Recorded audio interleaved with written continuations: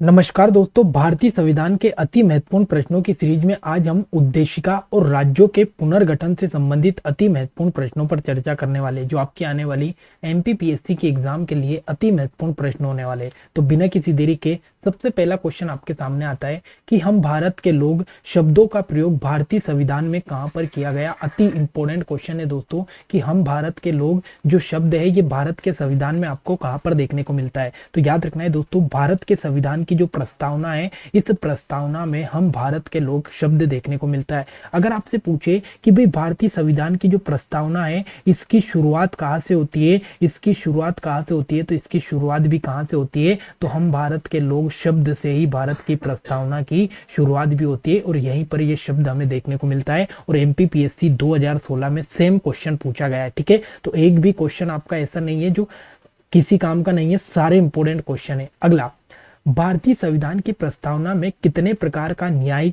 स्वतंत्रता, समानता और भारतत्व उसी क्रम में उल्लेख किया गया। मोस्ट इंपोर्टेंट क्वेश्चन है दोस्तों कि जो भारत का संविधान है इसकी जो प्रस्तावना है इसमें कितने प्रकार के न्याय बताए गए, कितने प्रकार की स्वतंत्रता बताई गई और कितने प्रकार की समानता बताई गई और कितने प्रकार का भारतत्व बताया गया। तो इसका राइट आंसर होगा ऑप्शन नंबर ए, 3 प्रकार का न्याय, 5 प्रकार की स्वतंत्रता, 2 प्रकार की समानता और 1 प्रकार का भारतत्व बताया गया। अब इनको यहाँ पर मैं एक एक करके सारी चीजें क्लियर करवा दूं।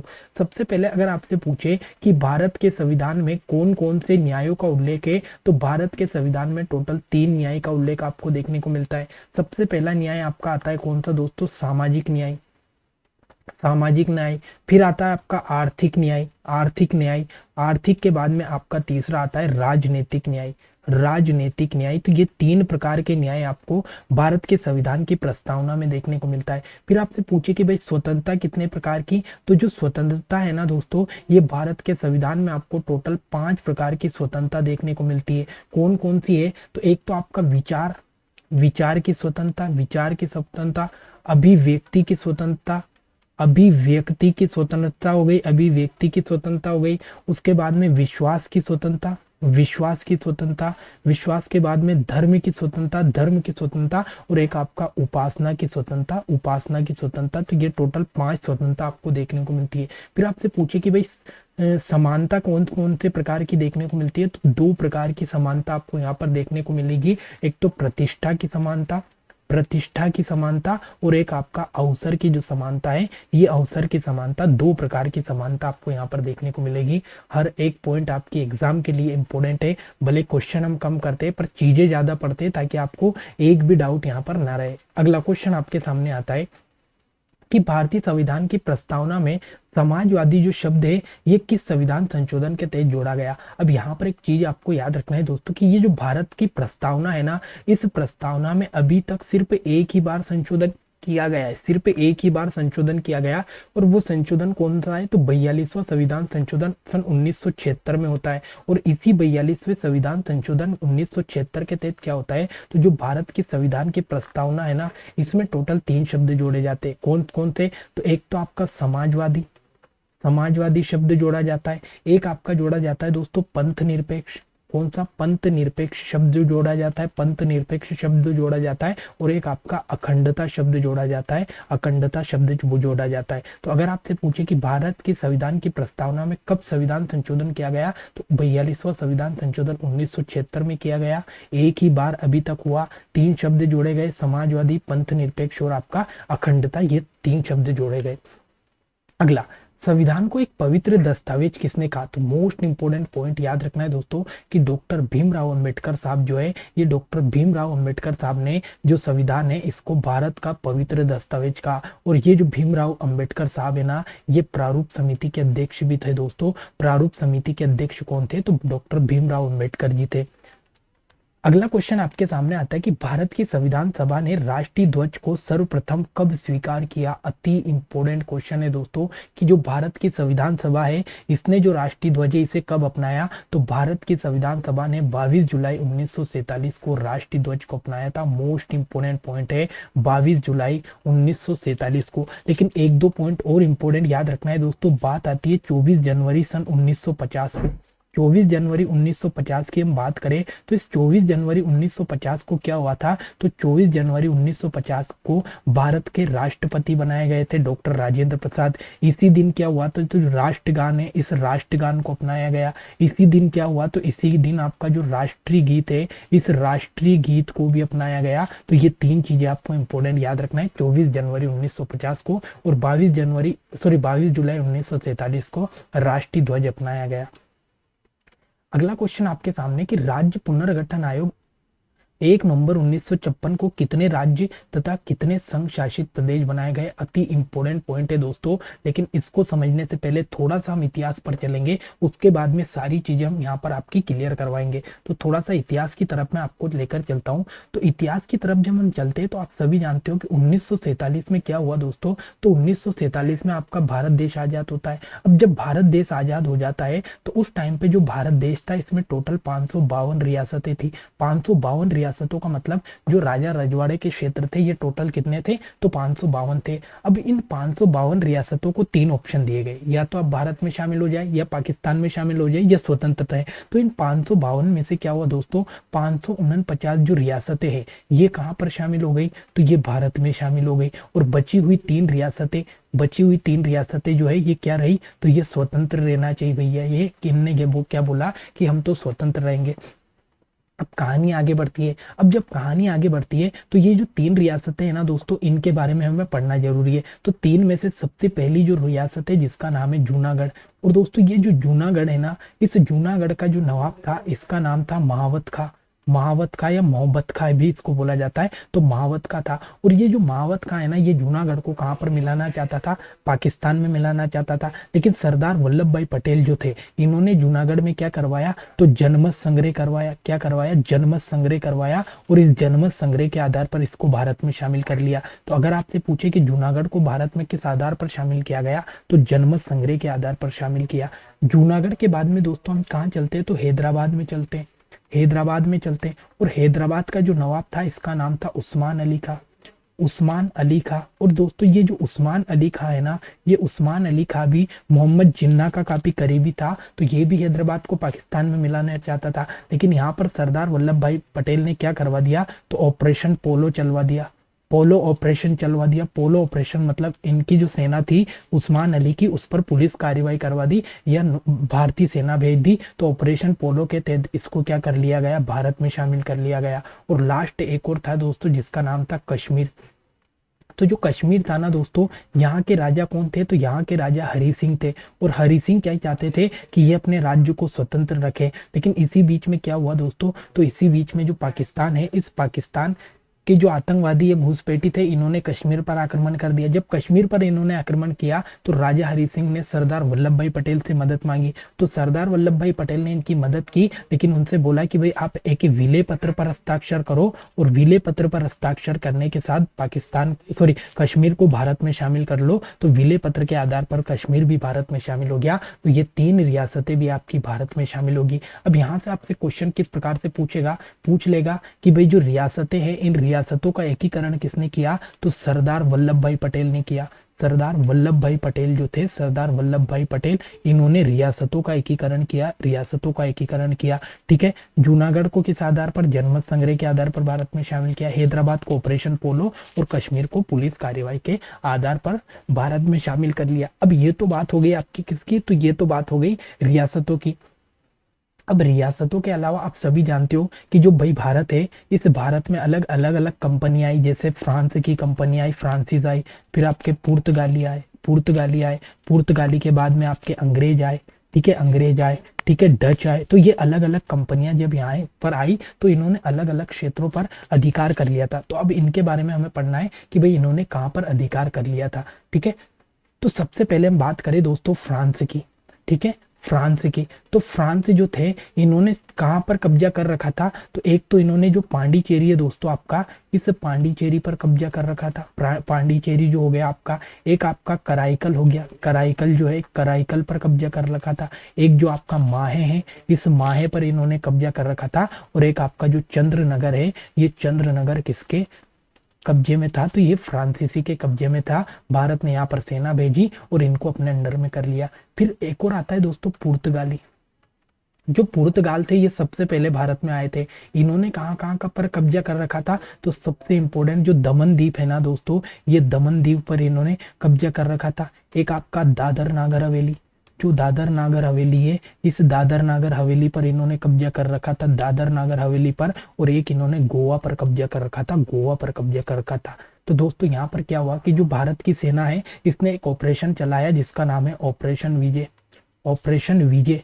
और इस ऑपरेशन विजय के तहत क्या किया गया, तो ऑपरेशन विजय के तहत जो आपका पुर्तगाल है, इन्होंने जो पुर्तगाल ने जिन पर कब्जा कर रखा था उन क्षेत्रों को अपने अंडर में कर लिया 1961 में ऑपरेशन विजय। तो ऑपरेशन विजय का संबंध किससे है, तो पुर्तगाली क्षेत्रों को अपने कब्जे में करने से।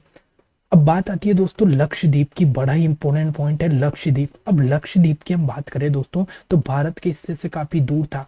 और दोस्तों ये जो लक्षद्वीप है ना, यहाँ पर सबसे ज्यादा आदिवासी लोग रहते थे, आदिवासी लोग रहते थे। और इन आदिवासी में भी हम बात करें तो 80% मुस्लिम जनसंख्या थी, 80% मुस्लिम जनसंख्या थी। लेकिन दोस्तों होता क्या है कि ये जो आदिवासी लोग थे ये भारत की भाषा या हिंदी नहीं जानते थे। अब जब ये हिंदी नहीं जानते थे तो ऐसी स्थिति में क्या हुआ दोस्तों, तो जो सरदार वल्लभ भाई पटेल है इन्होंने यहाँ क्या भेजा, तो भारतीय सेना को भेजा, भारतीय सेना को यहाँ पर भेजा। और जब भारतीय सेना यहाँ पर आई तो भारतीय सेना ने अपना झंडा यहाँ पर लगा दिया। अब जब अपना झंडा यहाँ पर लगा दिया तो इस क्षेत्र पर भारत का कब्जा हो गया। जब भारतीय सेना यहाँ पर आ रही थी, या भारतीय सेना ने जैसे यहाँ पर झंडा लगाया उसके तुरंत कुछ समय बाद यहाँ पर पाकिस्तान की सेना आई। पाकिस्तान की सेना जब यहाँ पर पहुंची तो उसने देखा कि भाई यहाँ पर तो भारत का झंडा लगा हुआ है, तो मतलब भारत ने यहाँ पर कब्जा कर लिया, तो जो पाकिस्तान है ये वापस लौट गया। तो इस प्रकार से लक्षद्वीप पर भी अपन ने कब्जा कर लिया। ये लक्षद्वीप की कहानी हुई।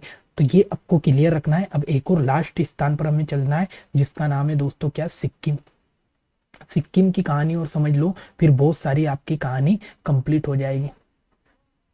ठीक है, सिक्किम की हम बात करें दोस्तों, तो सिक्किम की याद रखना है दोस्तों, यहाँ पर जो राजा था वो चोग्याल वंश का राजा था। चोग्याल वंश का राजा जो था, ये चोग्याल वंश का यहाँ पर राजा था। चोग्याल वंश का जो राजा है, इस चोग्याल वंश का यहाँ पर राजा था। जब चोग्याल वंश का यहाँ पर राजा काम कर रहा था, तो उसी टाइम पर यहाँ पर जो भारत की संसद है इसने इसको, सिक्किम को भारत में मिलाने का इससे बोला। तो ठीक है, पहले तो इसने मना कर दिया, बाद में संसद हुई, बहुत सारे यहाँ पर चुनाव करवाए गए। उसके बाद में क्या हुआ दोस्तों, तो 35वां संविधान संशोधन 1974 में होता है। और इसके तहत क्या हुआ, तो यहाँ का जो सिक्किम है इसको बोला गया कि ये सहयोगी राज्य के रूप में भारत में शामिल किया गया, सहयोगी राज्य के रूप में भारत में शामिल किया गया। फिर बाद में क्या होता है दोस्तों, तो एक और संविधान संशोधन होता है, 36वां संविधान संशोधन 1974। और इसके तहत जो सिक्किम है ये पूर्ण राज्य के रूप में भारत में शामिल हो जाता है, पूर्ण राज्य के रूप में भारत में शामिल हो जाता है। तो ये इतने क्षेत्र आपको इंपोर्टेंट याद रखना है। इस तरीके से पूरा भारत जो है, ये भारत तैयार हो गया था, हम आजाद भी हो गए थे, सारे क्षेत्र भी अपने हो गए थे। लेकिन यहाँ पर एक बड़ी समस्या भारत में उत्पन्न होती है, वो होती है भाषाई आधार पर राज्यों के गठन की मांग।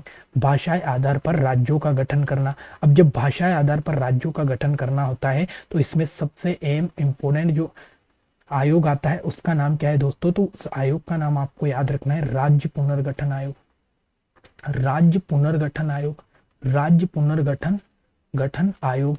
और दोस्तों ये जो राज्य पुनर्गठन आयोग है ना, इस राज्य पुनर्गठन आयोग के जो अध्यक्ष थे वो कौन थे, तो फजल अली थे। कौन थे, फजल अली इसके अध्यक्ष थे। और इसमें दो और सदस्य थे, एक तो आपका हृदयनाथ कुंजरू और एक आपके के एम पणिकर साहब। के एम पणिकर साहब जो है, के एम पणिकर साहब, ये इसके क्या थे, तो सदस्य थे। तो दो सदस्य और एक इसके अध्यक्ष थे फजल अली, मतलब टोटल 3 सदस्य थे। इस राज्य पुनर्गठन आयोग के तहत क्या हुआ, तो 1 नवंबर 1956 को, 1 नवंबर 1956 को भारत में क्या किया गया, तो 14 राज्य और 6 केंद्र शासित प्रदेशों का गठन किया गया।